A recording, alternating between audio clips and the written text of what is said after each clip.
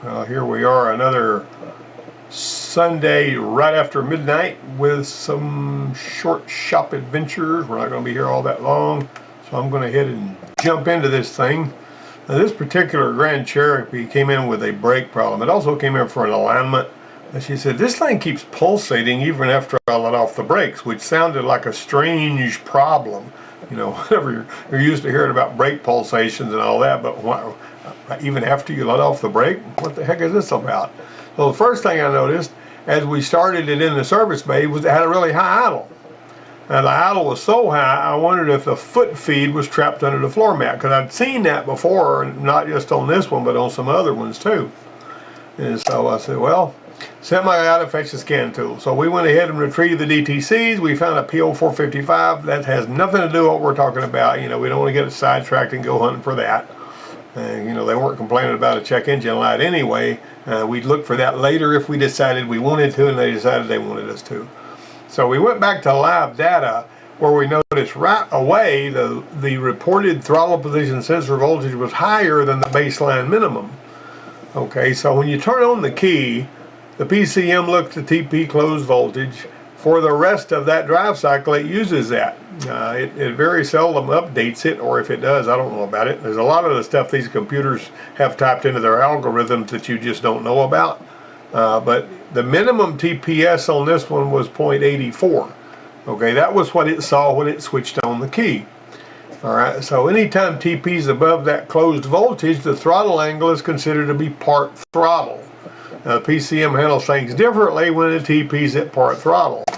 And you know, we got to remember this is the powertrain control module. Now watch this video here. As long as the TPS is considered to be at part throttle, the AC will remain that way, which makes for a fast idle on non-electronic throttle body systems. Why does it do that? You might remember on some of the carburetors, and I meant to put a picture of that on here, they have a little diaphragm looking thing called a dash pot on a lot of these carburetors, so that when you let off the gas, that throttle lever will rest against that dash pot. The dash pot extends when you put your foot on the gas. When you let off, it touches the dash pot and it eases the throttle closed slowly, and that if you don't, it is subject to stall. Well, it turns out that even with idle air control, it still needs to do the same thing. So you're giving it gas and it's got the idle air control open. It opens it wide whenever you're starting a vehicle too, but whenever you start it up, you know, you go to part throttle, it pulls that thing back. And whenever you let off, if it doesn't come back to closed throttle, it doesn't know to release that dash pot function, and it's going to idle high. I had seen that on various different ones. Let's replay this video and watch it a little more carefully. All right, watch this. You give it some throttle, and that retracts, see? And then that retracts. And then when you let off the throttle, it waits a second before it finishes, before it goes back. Well, let me see. All right, you see that? You give it the throttle, it goes back like that. And then when you release the throttle, it waits a second, and then it returns. See? That's what it does. Now, that video is actually one that I created with images, but you get the point. If it holds that thing farther up, it's going to make it idle fast. So after a little bit of tap on the throttle, in which you do that without even thinking about it, the idle sort of stabilized. So we backed out of the shop and decided to go on a test drive.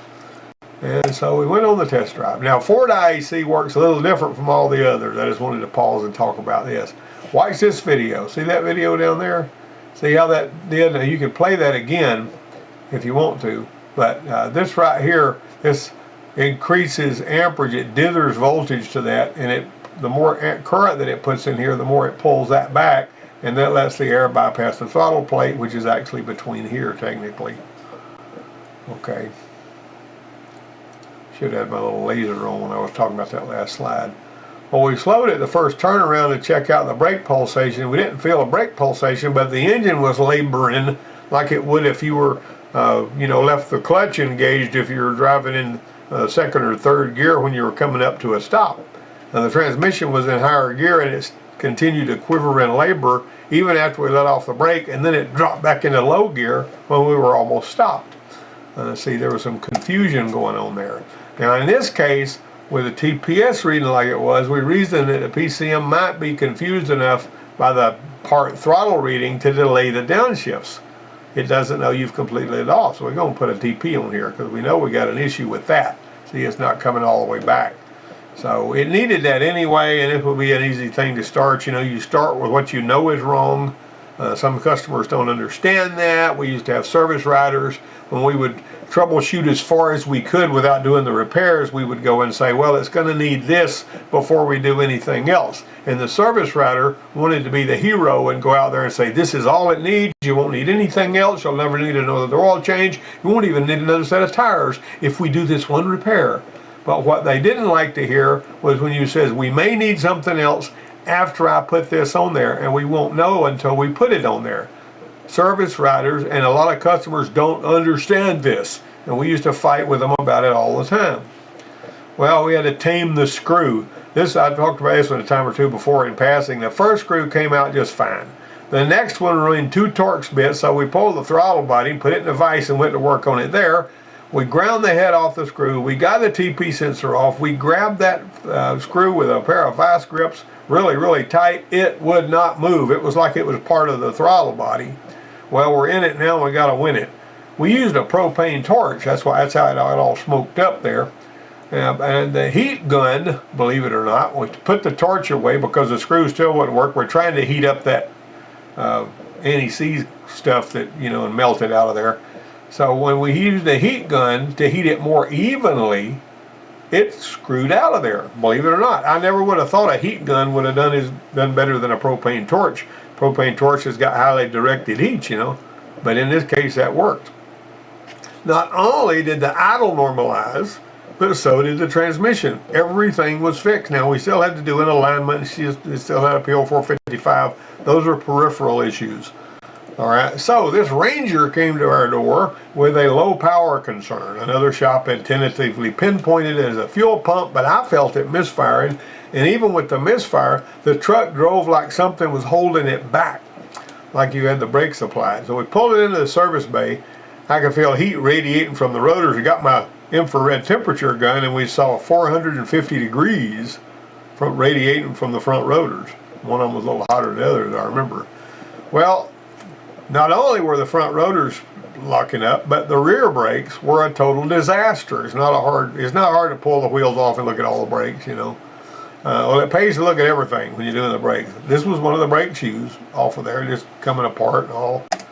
And the truck had been driven through water and just let set so that everything could rust. I don't know how many times they drove it through water, but it was a mess. The park brake cables were locked up. We had to replace those, and it was just a big mess.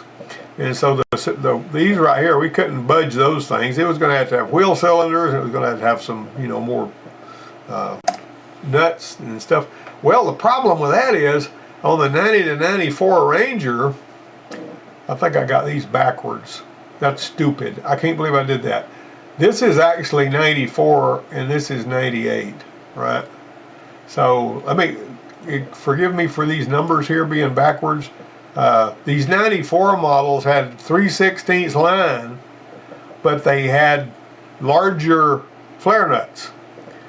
And you're not going to find a flare nut that's going to fit this, that's going to take 3/16 line unless you buy new 90 to 94 lines from the Ford place.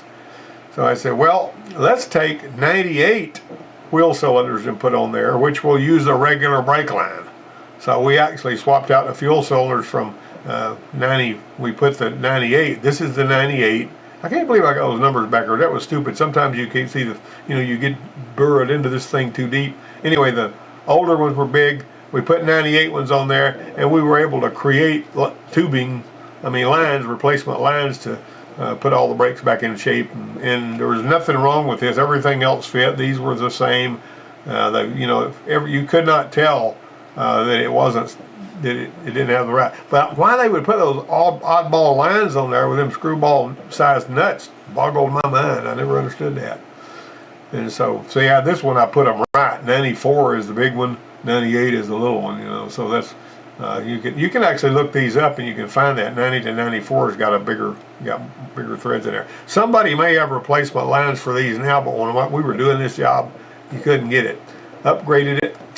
So the rusty brake lines are really dangerous. They're little. They got to hold thousands of psi's because they don't have a lot of internal space. You know, in other words, the bigger the line is, the stronger it's got to be. So they make brake lines really small, and they make them really thick, and they make them really tough. The problem with that is brake lines that are just plain old steel, the coating wears off of it, and they wind up getting rusty. Then they get weak. Then the pressure will bust the line. I don't know how many times you guys might have seen this. I've seen it lots of times.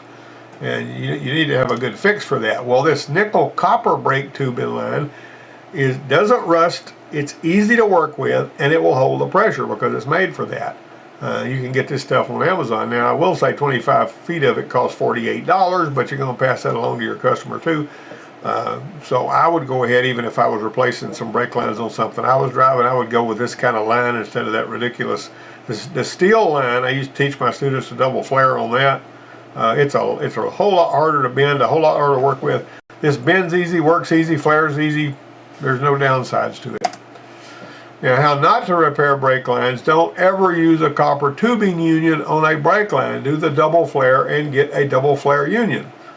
This is wrong when you're working on a brake line. This is the right way. So you're going to get this double flare union here, and you got double flare on both sides. There's no way it can come out of there.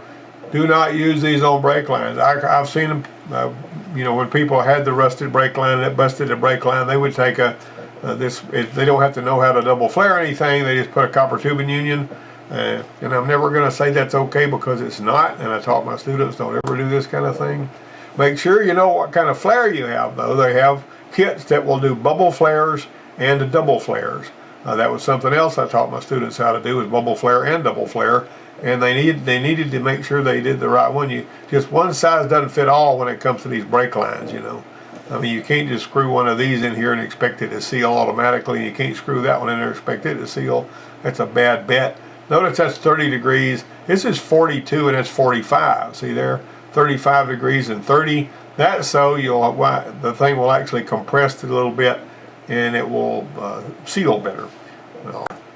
Well, I'm going to finish up with that particular slide there. We've only been here just under 13 minutes, and hopefully you made it all the way through this one. I hope you guys enjoyed this and got something out of it. And this Happy New Year is going to be right around the corner, so I went ahead and put this updated logo of mine on there.